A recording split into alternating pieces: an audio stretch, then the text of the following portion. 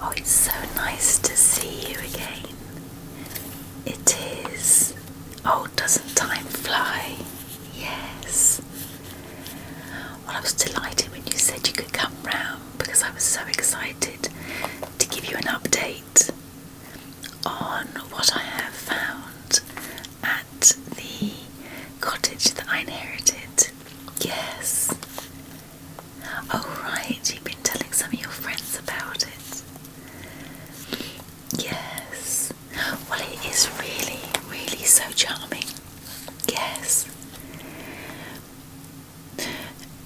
It was a mystery finding out that she was married, and we didn't know that she was married. And all these keys that are dotted around the cottage that really don't fit much as far as I'm aware at the moment.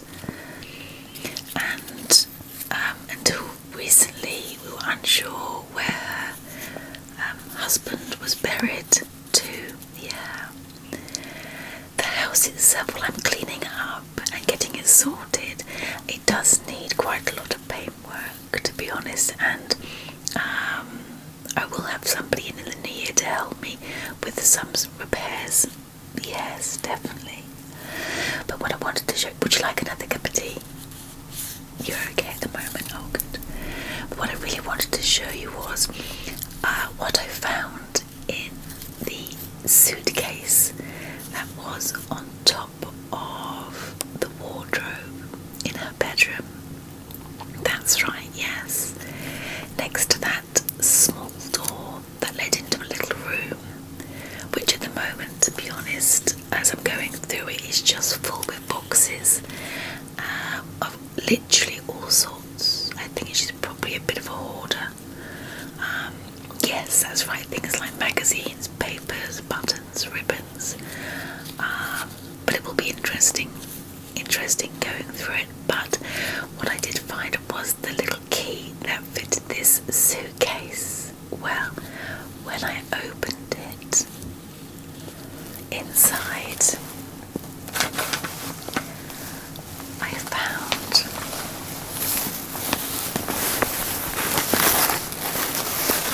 her wedding dress. Not a white one, no. Kind of a light beige, isn't it? It is beautiful, isn't it? Yes. This satin finish. Yes. It's lovely. Nice and long, very simple, very elegant, with this intricate little beadwork across the bodice. Yes. It's lovely, isn't it? Very, very vintage. Vintage, like, yes. And I think maybe possibly, as by our notes when they were married, in the winter, perhaps she didn't want to go for white or cream. Maybe she wore sort of heavier boots, in which case this dress would have looked lovely. Yes. The square ones, they're sort of like a taupe, aren't they? Yeah, with some smoky grey ones. Just there, yeah. All the way. And some very small, tiny ones. Just delicately placed all around, and all the way across. And it looks to be a halter neck. So possibly she had maybe some kind of shrug, possibly, to keep her warm for the ceremony and the celebrations. But it's in exceptionally good condition. Yes.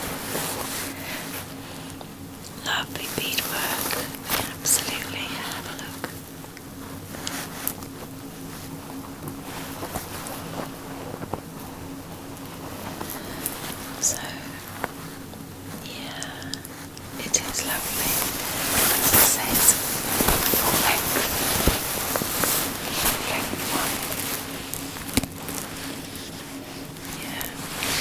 beautifully soft.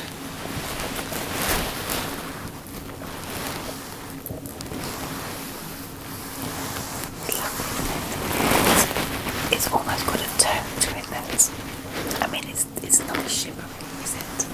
But this satin finish just makes it look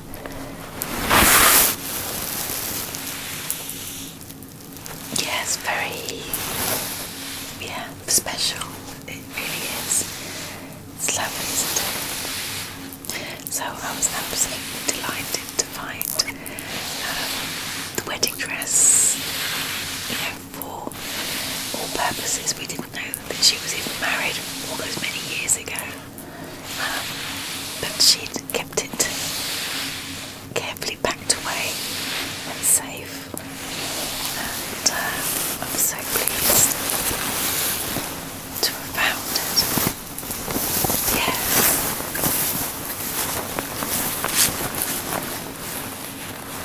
It's lovely.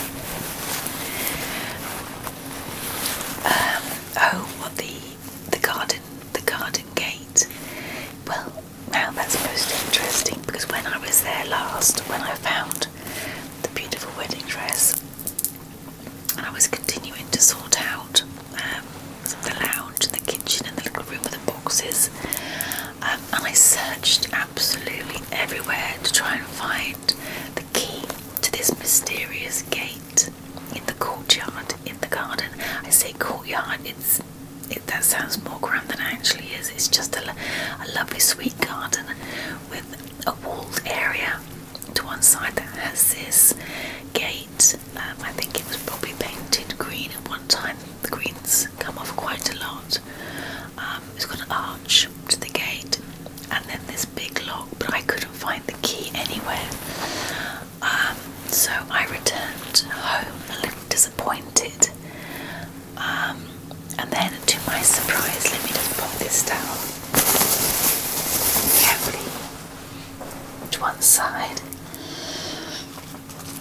And then, to my surprise, a small parcel came through my letterbox.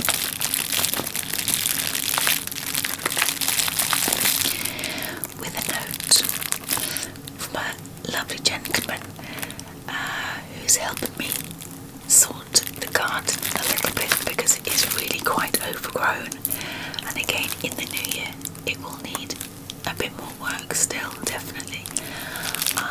But he sent me this with a little note to say that while he was sorting out some of the garden, he came across a lovely rose bush that he pruned back, but as he was moving it slightly to one side, he lifted up the pot, and underneath there it was.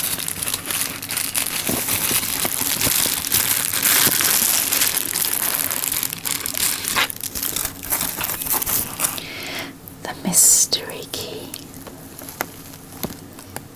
Yeah. Oh, I was so excited. Yeah. Absolutely. Yeah. But it's sort of the size that I imagined it to be, the size of the lock in this gate. Yeah. It does fit.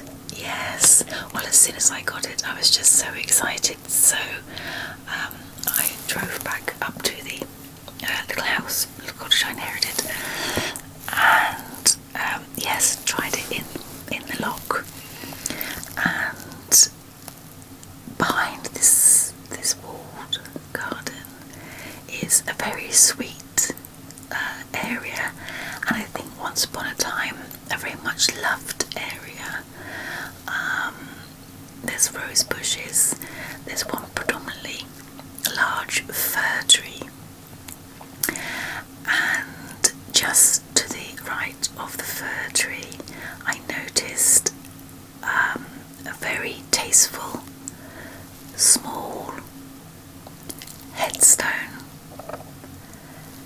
Yes, and on it read, I wrote it down, where's my paperwork? It read, James Bishop,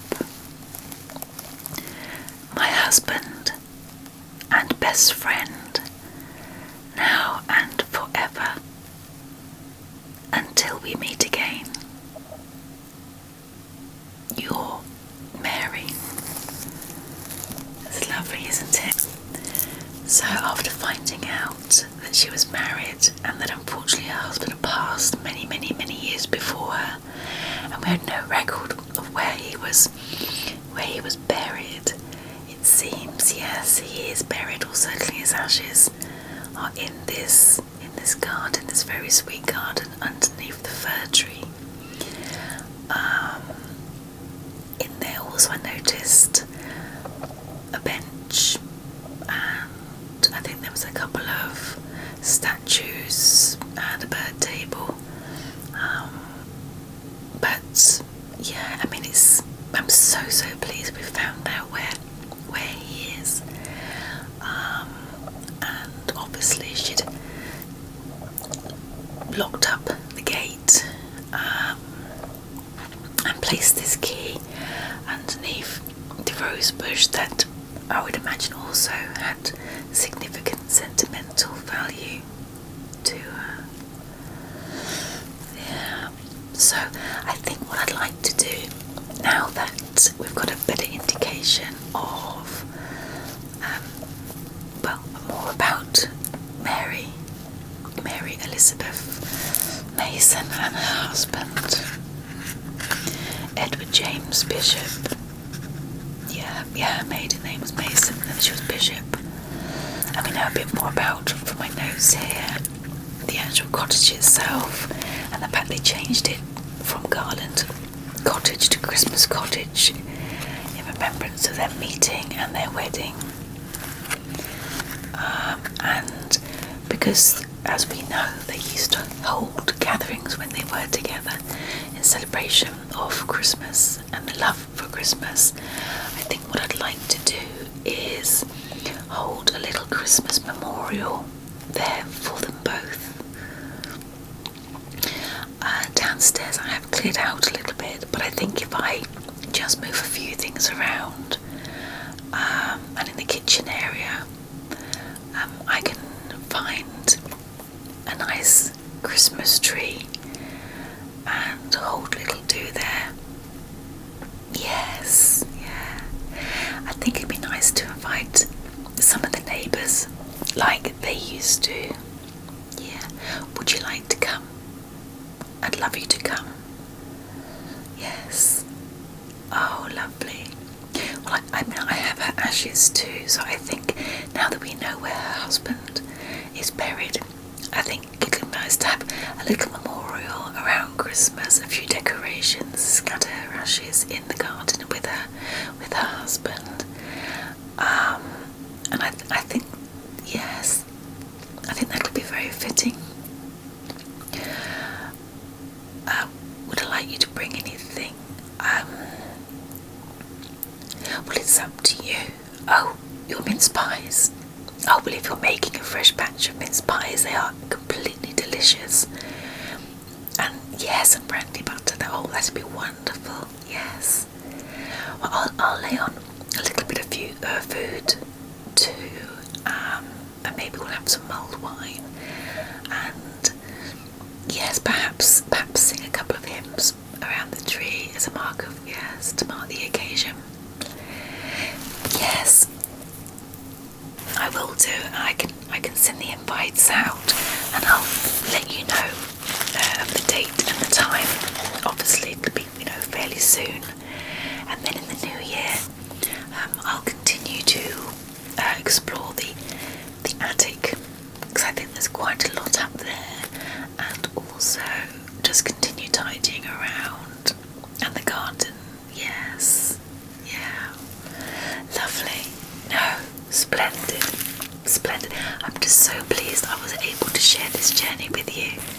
Yes, from that very first phone call for correspondence, yes, to say that I'd inherited this mystery cottage, and I knew so little about my late aunt and her cottage and her story, and now obviously her husband.